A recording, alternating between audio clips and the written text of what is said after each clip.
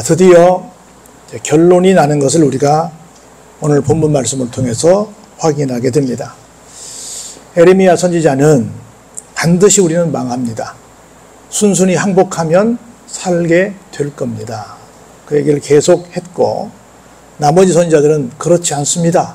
우린 망하지 않습니다. 이렇게 말해서 누가 진짜이고 누가 가짜인가를 판가름하는 시간이 언제쯤 올까 했는데 드디어 오늘 그 날이 됩니다. 우리 함께 39장을 읽어가면서 하나님의 역사를 함께 살펴보는 시간을 갖기를 원합니다. 자, 유다의 마지막 왕인 남쪽 유다를 말합니다. 남북이 갈라진 상태에서 시드기야 왕이 있는데, 이 사람이 통치를 한 지 9년 10째 달, 그러니까 만 10년이 되지 않은, 거의 10년 가까운 세월 동안 통치를 하고 있었을 때에 그 말입니다. 바벨론의 느부갓네살 왕과 그의 모든 군대가 와서 예루살렘을 포위하고 공격하게 되는, 쉽게 말하면 총공격의 날이 왔다라는 말씀을 드릴 수 있습니다. 왕이 된 지 얼마 만에요?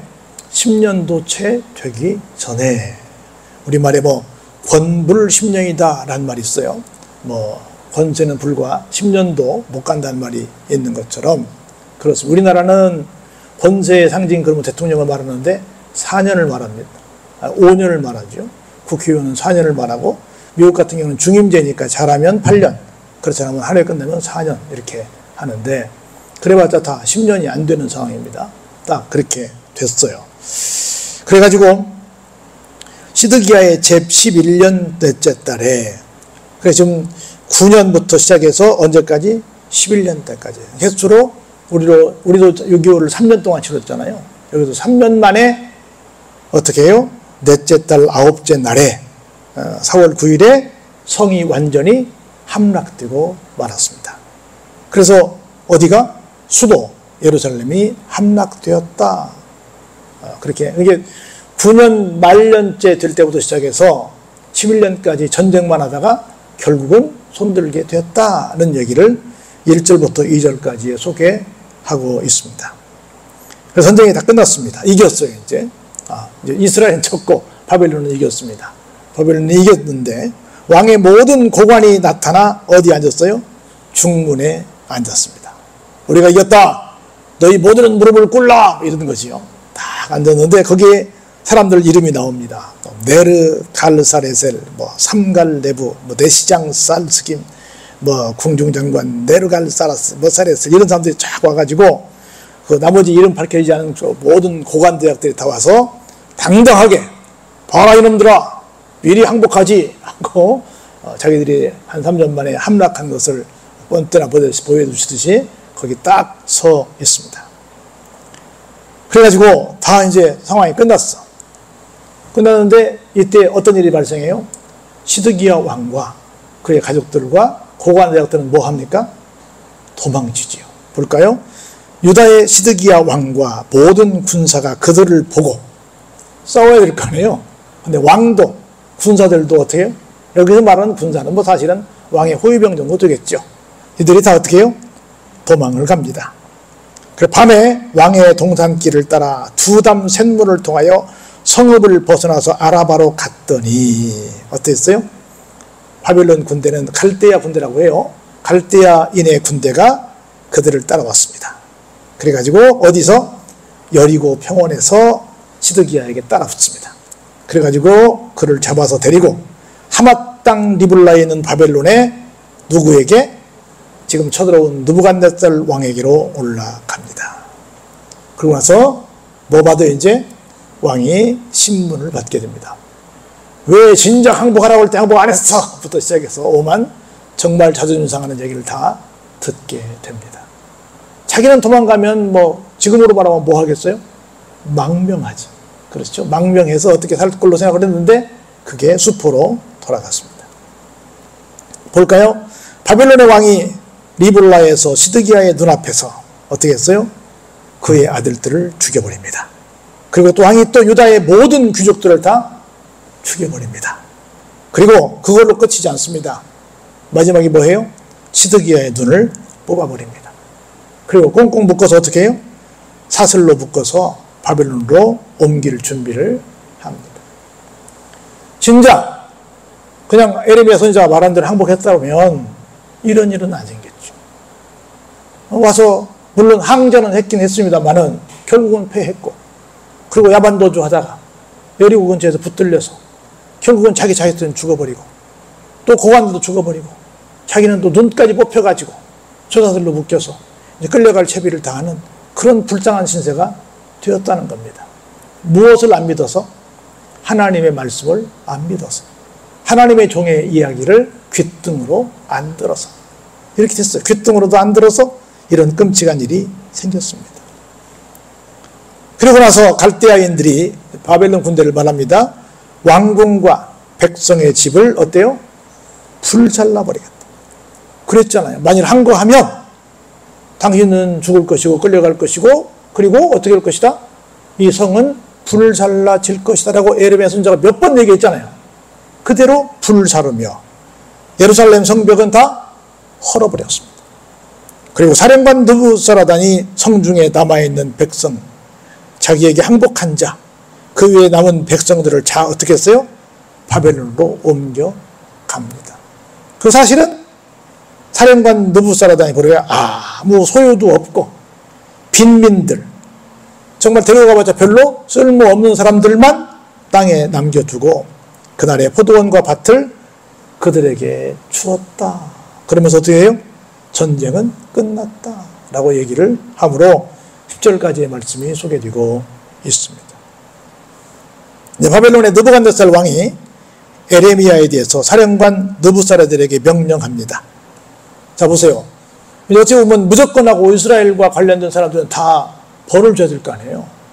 근데 왕에게는 이렇게, 또 왕의 가족들은 이렇게, 또 모든 고관 대역들은 이렇게, 그리고 또 붙은 사람들은 다 이렇게 다 험하게 다뤘는데, 신기하게 느부갓네살 왕이 누구에게는? 에레미야 선지자에게, 진짜 참 사람에게는 특별한 대우를 합니다. 우리 이런 얘기 여러분 들어보셨을 텐데, 6.25 때나 신앙을 검증하는 그런 때가 있었다고 그러잖아요.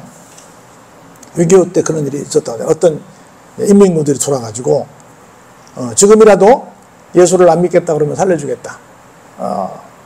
예수를 안 믿는 사람은 다 이쪽 나오고 믿겠다는 사람 여기 서라. 이렇게 해서 분리했다고 그러잖아요.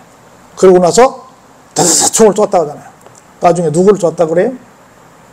예수를 안 믿겠다고 한다면 이런 가짜들이냐고 쐈다고 그러잖아요.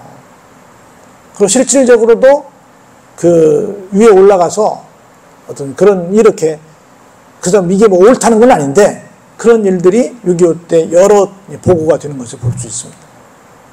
여기 똑같은 얘기예요. 누가 진짜인가 누가 알아봤어요? 바벨론 왕, 여기에 나오는 느부갓네살 왕이 그걸 알아봅니다. 볼까요? 여보라, 느부사라단 내 말 들어라. 사령관 느부사라단 내 말 들어. 예, 말씀하십시오. 그랬더니 그를 데려다가 선대하고 뭐요? 잘 대해주고 뭐 하지 마라? 해하지 말라. 누구에 대해서 지금 말하고 있어요? 선지자 에레미야에 대해서. 그가 내게 말하는 대로 행하라. 지금 사실은 누가 말하는 말만 들어야 돼, 이 사람은요, 사실은? 자기 왕이 말하는 것만 들어야 되잖아요. 그래, 지금 누구 말 들으라고 그러는 거야? 이미 패한 적국의 주회종의 말을 들으라는 거야. 자기는 크리스찬도 아니면서, 자기는 하나님을 믿지도 않으면서 저 사람 말 들으라는 거야. 볼까요? 이에 사령관 느부사라단과 내시장 느부사스반과 궁중장관 네르갈사레셀과 바벨론 왕의 모든 장관이 사람을 보내어 어떻게 했습니까? 에레미야를 감옥들에서 데리고 사반의 손자 아히감의 아들 그다랴에게 넘겨서 그를 데려가게 하며 그가 백성 가운데 살게 되었다. 그가 누구예요? 에레미야 선지자죠. 다시 말해서 분명히 한 사람 사령관에게 말했는데 거기 온 모든 다른 지휘관들에게 말해서 절대로 함부로 하지 마라. 선대해라. 피해주지 마라. 해서 안전하게 손에 걸쳐서 안전한 곳으로 이동하게 에레미야 선지자의 안전을 보장해 줬습니다. 자, 볼까요? 에레미야가 감옥들에 갇혔을 때에 여호와의 말씀이 그에게 임합니다. 무슨 말씀이 임한가 볼까요? 너는 가서 구스인 에벳멜렉에게 말하기를 만군의 여호와 이스라엘 하나님의 말씀에 내가 이 성에 재난을 내리고 복을 내리지 아니하리라 한 나의 말이 그날에 내 눈앞에 이루리라. 지난번에 에벳멜렉 우리 봤지 않습니까? 다른 사람들이 그 에레미야 선지자를 진창 속에 집어넣어 버렸잖아요. 그때 어떻게 했어요? 왕에게 찾아가 직고했잖아요. 지금 다 굶어 죽게 생겼는데 저희가 좀 굶어 죽습니다. 해가지고 이 사람이 직고해서 살려줬잖아요. 그래서 그 고마운 말을 그 뜻을 생각하면서 전달합니다. 그런데 볼까요? 그것이 다 네 눈앞에서 이루어졌는데 내가 그날에 너를 구원하리니 내가 그 두려워하는 사람들의 손에 넘겨지지 아니하리라. 용기를 낸 하나님의 사람, 하나님의 사람을 도와줬던 사람에게는 어떻게 해요? 특별한 혜택이 주어집니다. 그러면서 마지막 한번 볼까요? 내가 반드시 너를 어때요? 구원할 것인지요. 내가 칼에 죽지 아니하고 내가 노량물같이 내 목숨을 얻을 것이니 이는 내가 나를 믿었습니다. 누구예요? 여호와의 말씀이니라. 누구를 믿고 그렇게 에레미야 선지자를 위해서 그렇게 탄원했어요? 하나님을 믿고. 그래서 하나님을 믿은 믿음의 결과가 이런 복을 받게 된다는 거죠. 근데 이 시드기야 왕부터 시작해서 모든 고한 제자들과 다른 가짜 예언자들은 하나님의 말씀을 믿었어요? 안 믿었어요? 안 믿었죠. 오늘 결론은 그거예요. 하나님을 믿는다고 하면서도 하나님의 말씀을 믿은 사람들의 결과와 하나님을 믿지 아니한 사람들의 결과를 긍정하게 보여주고 있다는 거죠. 하나님을 믿은 사람들은 하나님께서 끝까지 책임져 주신다.